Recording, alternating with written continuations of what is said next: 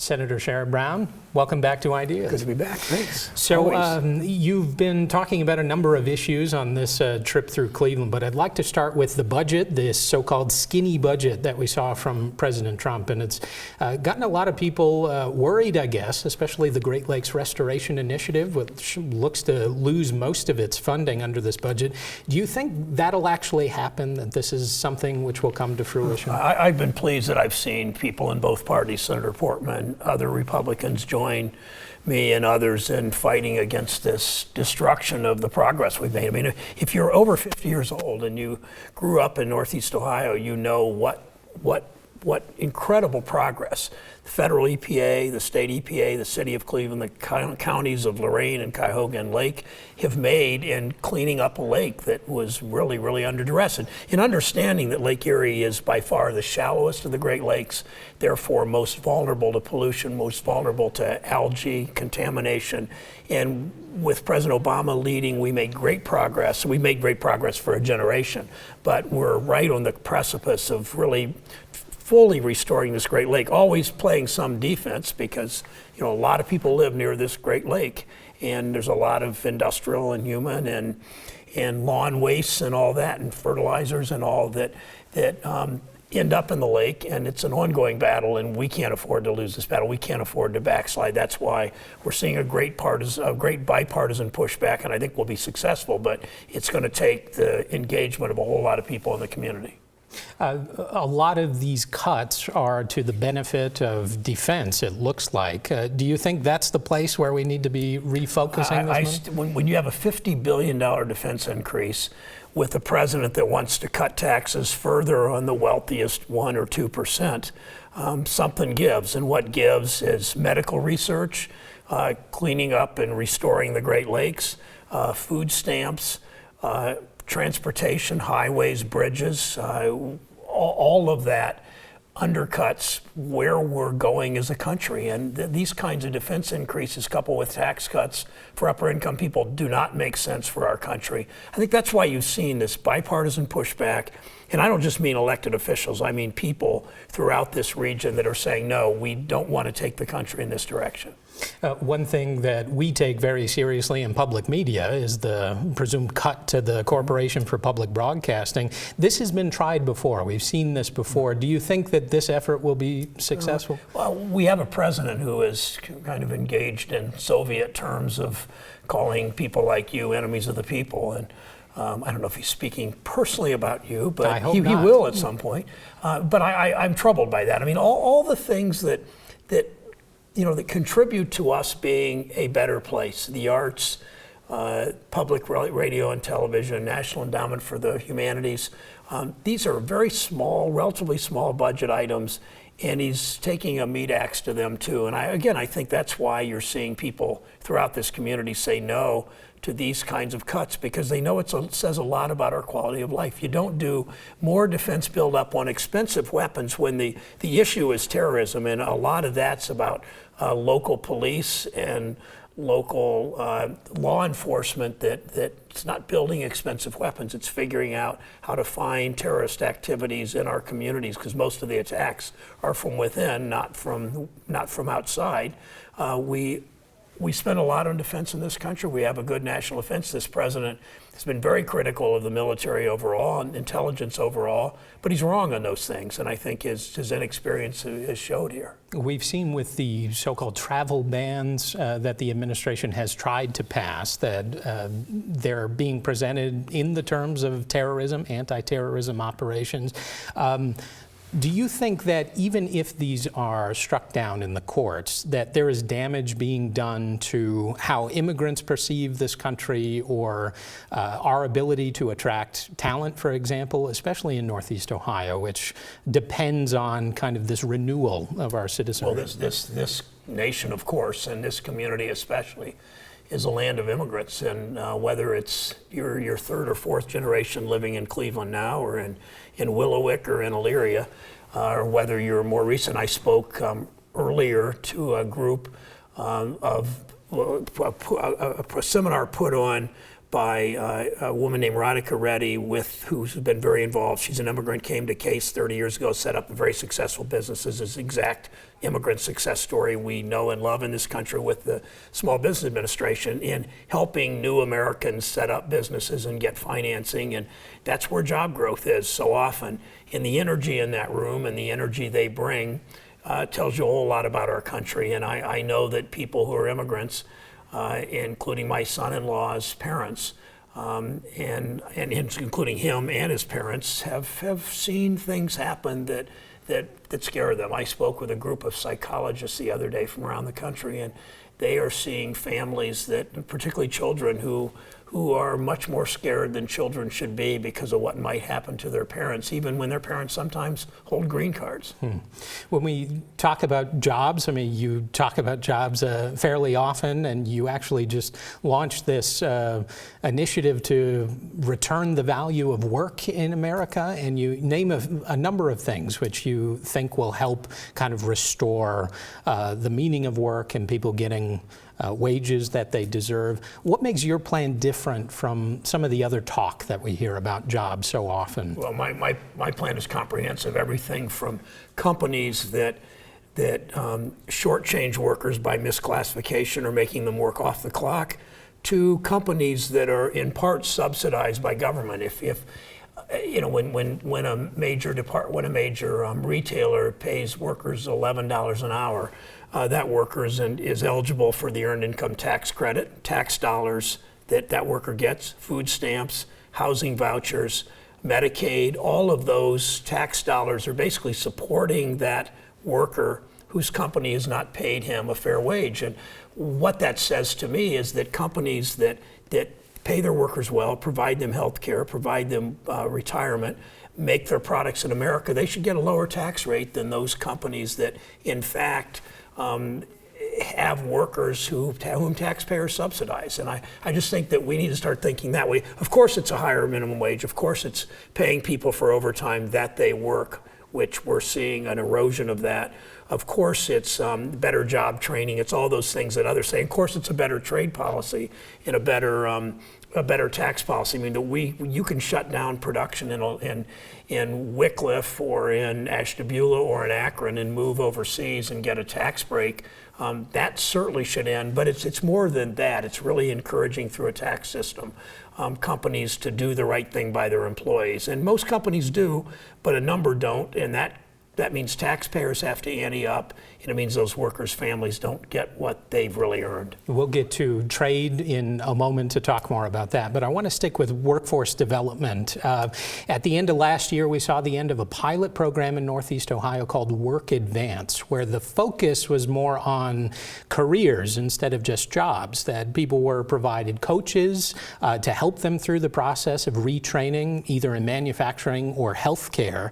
And I talked to a number of participants of this program, and they said if I talk to senators or anybody in charge, that I should let them know that programs like this work, that they needed help to even find out that programs to help them through the process of transitioning careers are effective.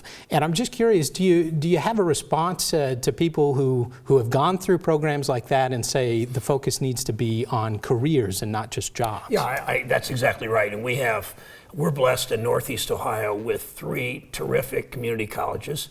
Marcia Ballinger at Lorraine Community College and Morris Beveridge at Lakeland, and Alex Johnson with Tri-C with 3 campuses in Cleveland, sort of, I guess 3.5 now, technically, sort of, and what they do for this community. And I think we have Ohio's some of the best community colleges in the country, and I think we do that pretty well, and I like that whole pilot that you're really training people in that way too. And it's not just community colleges, it's career centers in high school.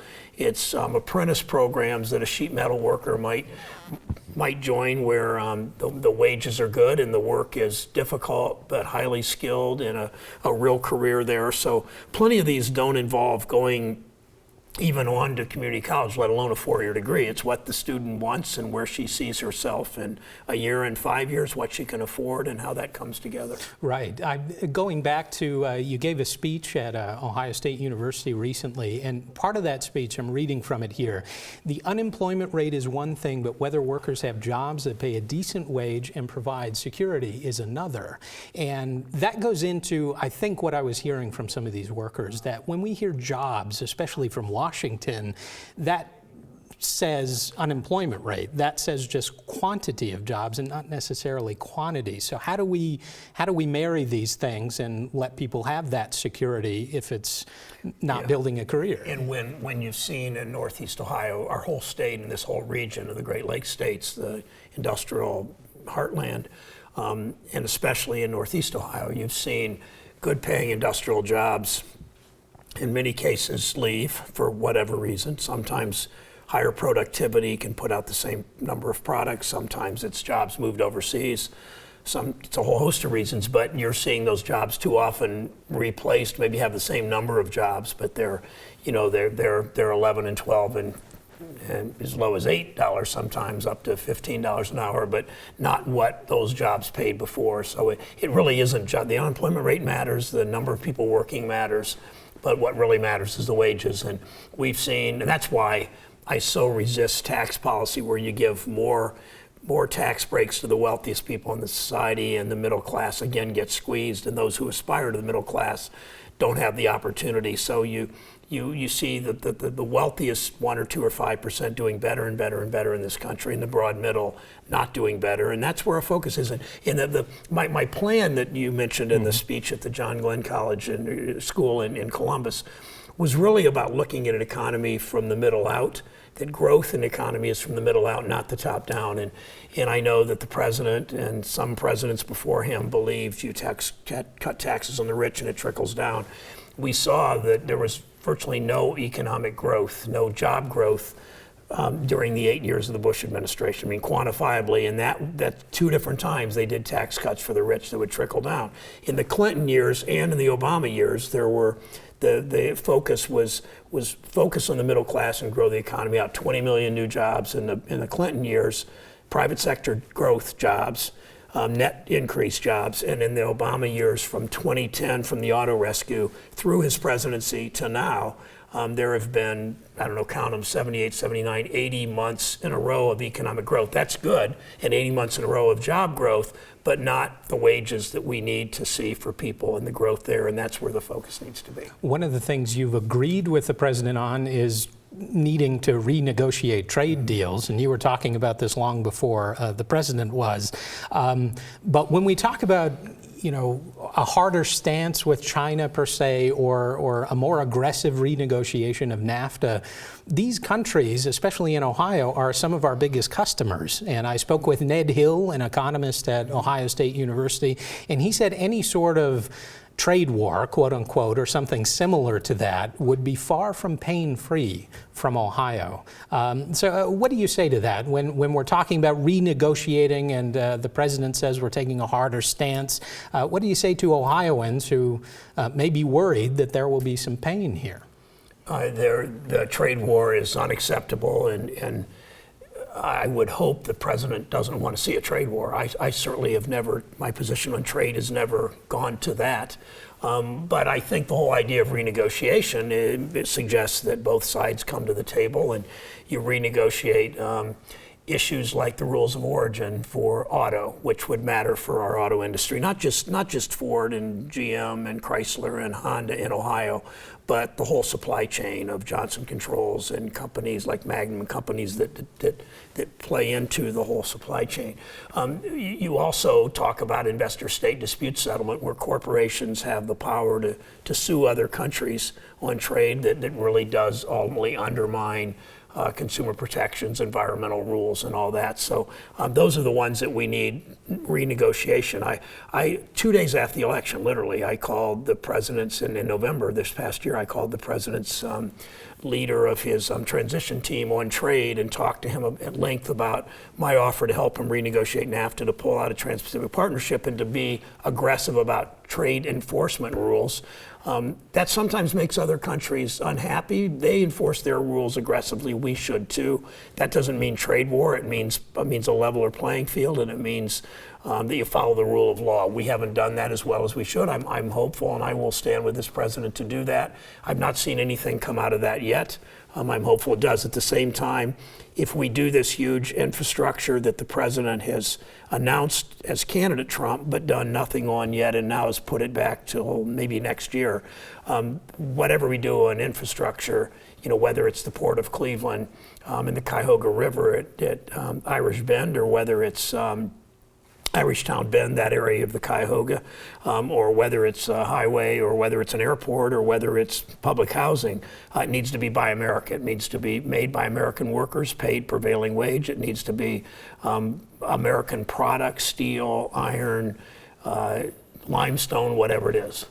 Now, you mentioned that we haven't seen much on infrastructure, and we haven't seen many details on a lot of the proposals that the White House talked about during the campaign. What can we do with that? The fact that we don't have a lot of data to act on, but it is sending a message in a way to our allies abroad. What do you say to Ohioans that are just kind of waiting and seeing for the details of all of these programs? Do you think they're ever going to come, or is this just talk out of Washington? Well, I don't know. I think you always give each president some time at the beginning to get their sea legs, if you will. This president has hired as his cabinet a number of people that have no experience in those issues, and then has failed to send to Congress for confirmation, sort of the next level. There are 600 confirmable by the Senate positions in the federal government. The president's only sent about 30 of them to Congress and made nominations. So he's way behind, and it makes it a lot harder for us as a country to move forward, and makes it harder for Congress. We can't do good infrastructure, we can't do good tax reform until the president weighs in. And he hasn't built the people around him, partly because he has these loyalty tests. If you criticize the president during the campaign, ever, you probably can't get a job. He's done a lot of that. He's put his political people in all these agencies, but they're kind of political people. He's not put the substantive people in, and we're waiting, and Congress won't do it on its own. It just doesn't have the bandwidth sometimes, and this Congress is so fighting within and forget the Democrats, within the Republican Party. You got the Tea Party that wants to repeal Obamacare, throwing 900,000 people off insurance just in this state alone, including 200,000 people in Ohio today getting opioid treatment. They will lose their insurance like if they pass the repeal, and they have insurance under the Affordable Care Act. So you got the Tea Party saying that, and then you got sort of the Kasich group, the Governor Kasich group, that say, wait, don't repeal without replacing finding insurance for those up to 900,000 people. So they've got to get their act together. Democrats obviously oppose the whole idea of taking insurance away like that and taking away Medicare benefits, which they also suggest in their plans, but we'll see what happens. But for the country to move forward, you need presidential leadership, and the president, what bothers me about Russia, what bothers me about these tweets, is the president needs to answer these questions so we can focus on jobs and focus on taxes and focus on health care. U.S. Senator Sherrod Brown, thank you so much for your time. Thank you. Enjoyed it. Thank you.